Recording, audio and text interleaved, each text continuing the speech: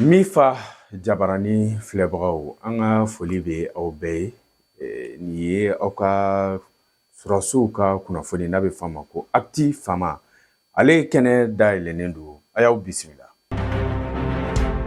bi ka kunnafoni d'aw tulo kan aw denkɛ n'aw balimakɛ Cheick Bukadari Magasuba ni kanubagaw bɛ wele ko Mumusu an ka bi bakurubaw la an bɛna an da don fɛn min ye an ka finitigiw a fara AES finitigiw kan a n'a kibaruya dilaw n'a bɛ f'u ma ko service de renseignement olu ka jateminɛ sira fɛ fɛn min ye an b'a fɔ maramafɛnw caman ani labɛnnifɛnw caman fo ka se kɛlɛkɛminɛnw ani finiw ani samaraw caman olu kun kan ka di terrorisiw ma nka an ka finitigiw sera ka dankariw la an bɛna ɲɛfɔli k'aw ye o la n'o bɔra yen wagati tɛmɛnen na an ka bakurubaw kɔnɔna na an ka finitigilakaw an bɛ se ka d'aw tulo kan k'a fɔ u ye maajuguw ka maabaw caman bɔnɛ u ni na wa ani an b'a d'aw tulo kan tuguni k'a fɔ fɛn min ye u ka wulikajɔw bonyara dɔgɔkun kɔnɔna na u bɛna kɛ an ka bakuruba filanan ye bi bakuruba sabanan na sa an bɛna an da don fɛn min ye Aligérie ale ka fanga ɲɛma a bɔra ka laseli dɔw kɛ dɔgɔkun tɛmɛnen na laseli min kɔnɔ a kumara Mali ani Russie ka tɛgɛ di ɲɔgɔnma ma a ye fɛn min fɔ o kɔnɔ a bɛn'o fɛnɛ sɔrɔ olu de bɛna kɛ aw ɲɛ ni aw tulo garisɛgɛ ye bi n bɛ foli di aw bɛɛ ma a y'aw bisimila an ka générique kɔfɛ i n'a fɔ kunnafoni daminɛ kun ye a d'aw tulo kan cogo min na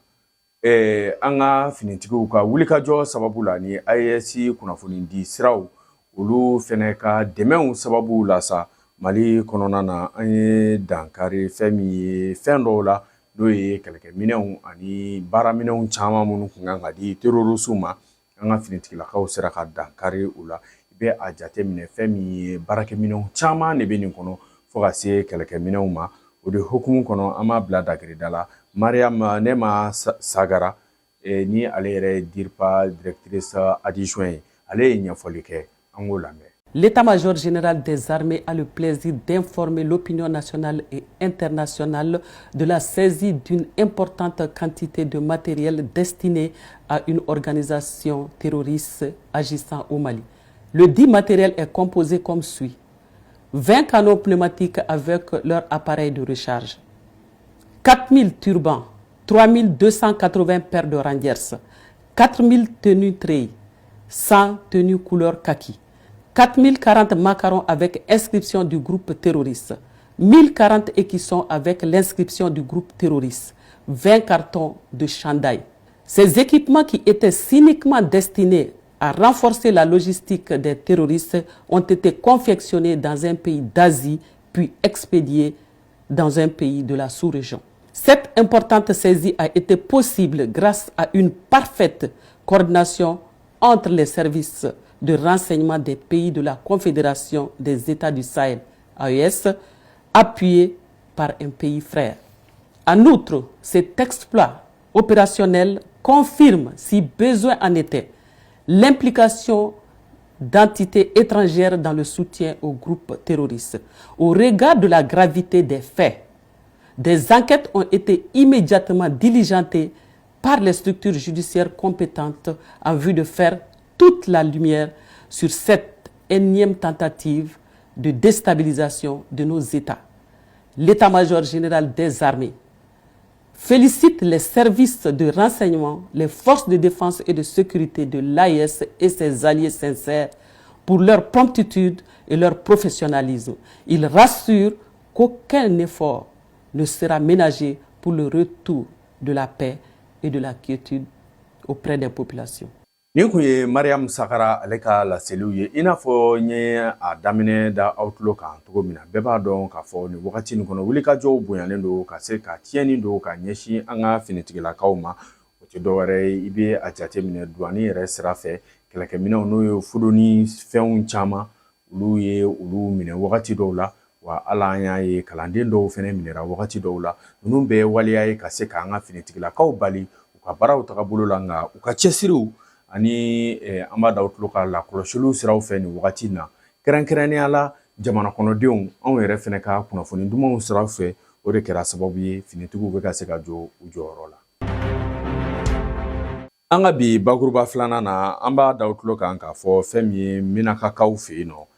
an ka finitigilakaw u ye dankari fɛn min ye l'EGS n'a bɛ f'a ma ko État islamique au Grand Sahara olu ka maaba dɔ la n'a tɔgɔ ye Sulemana Aga Bagawa ni a dugulen tɔgɔ ye soldat ye o ye a kɛlɛkɛ tɔgɔ ye ni cɛ nin i b'a jate minɛ k'a fɔ nin tun bɛ fɛn min banbagaci wale gurupuba dɔ o kun ɲɛma o groupe mun ɲɛma i b'a jateminɛ k'a fɔ u ye tiɲɛni caman ani jasiran caman ta k'a ɲɛsin an ka dugu ma n'o ye an ka région ye n'a bɛ f'a ma ko Menaka wa ni cɛ nin yɛrɛ fɛnɛ ale sen bɛ fɛn min ye maaminɛw caman na ka taga bin an ka dunanw kan ani an ka civiliw kan k'olu minɛ ka rançon ɲini u fɛ a yer'o caman na n'a bɛ f'a ma ko enlèvement fo k'a se k'a fɔ ka fagali ta k'a ɲɛsin an ka sɔrɔsiw ani an ka population ma minnu ma bɔ nin yera o caman fɛnɛ la o de hukumu kɔnɔ an b'a da tulo kan k'a fɔ nin wagati na ale ka boli banna sabula fɛn min ye an ka armée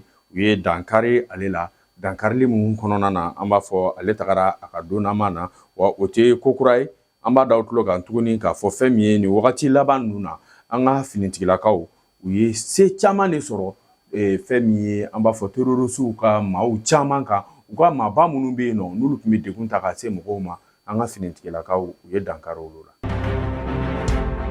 an b'a da tulo kan k'a fɔ dɔgɔkun kɔnɔna na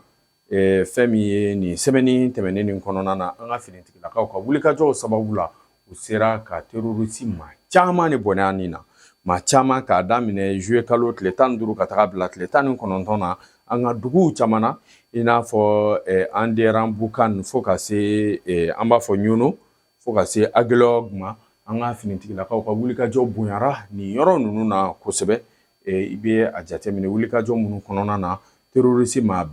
70 ɲɔgɔn na dankarila olu la olu bɔnɛna u ni na wa ani u ka tɔgɔtigiw n'u ka ɲɛmaaw caman kɛlɛkɛminɛnw caman bolimafɛnw caman an ka finitigilakaw u sera ka dankari olu la an ka jamana kɔnɔ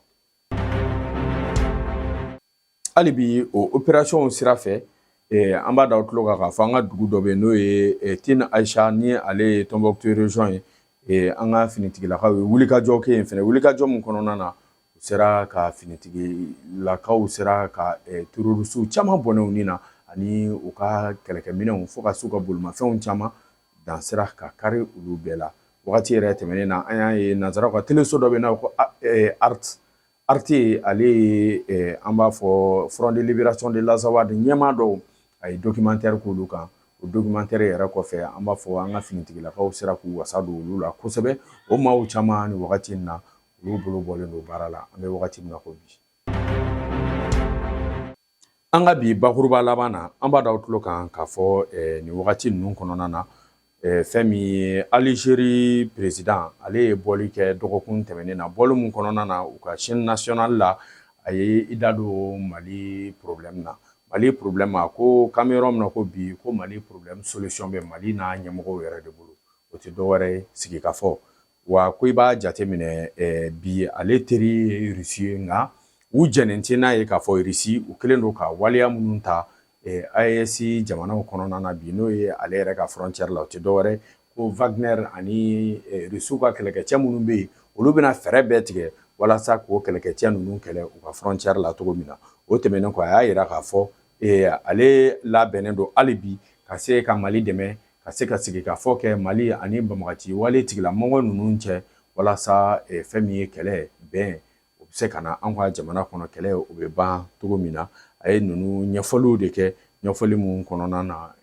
an b'a fɔ nin ye olu hakilinaw ye sabula Algérie jusqu'à présent Algérie m'a faamuya k'a fɔ Mali ye a dama jamana de Mali ye jamana ye bi mun danbe b'a bolo mun ka hakɛw b'a bolo hali bi Algérie kɔnɔ k'a fɔ ale de sago bɛna kɛ Maliko la nka an b'a dɔn ɲɛmaa minnu bɛ an ka jamana kɔnɔ nin wagati in na u tɛna n'o sigi ka Algérie filɛ hali bi a ka baarakɛtaw la o de hukumu kɔnɔ u ka nin bɔli ninnu na hali kunnafoni dɔw y'a yira yɛrɛ k'a fɔ a ye fɛn min ye Russie président u ye cikan lase o ma cikan min na tagara Mali buruja kosɛbɛ wa an b'a fɔ Poutine ko a ka jaabi o ma kɛ Algérie fɛlakoba ye sabula a y'a yira k'a fɔ an bɛ yɔrɔ min na ko bi bɛɛ k'i sigi a kan jamana nin n'o ye ba Maliba ye n'o ye AES ye n'o ye Burukina n'o ye Niger ye ko jamana ninnu juguw bɛɛ bɛna bi kelen kelen donna nataw kɔnɔ ni Ala sɔnna ma.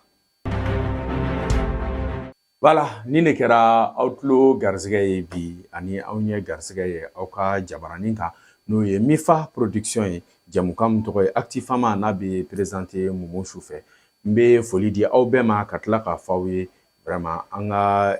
émission minnu bɛ kɛ aw y'u partager u bɛ an ka baara diya an bolo kosɛbɛ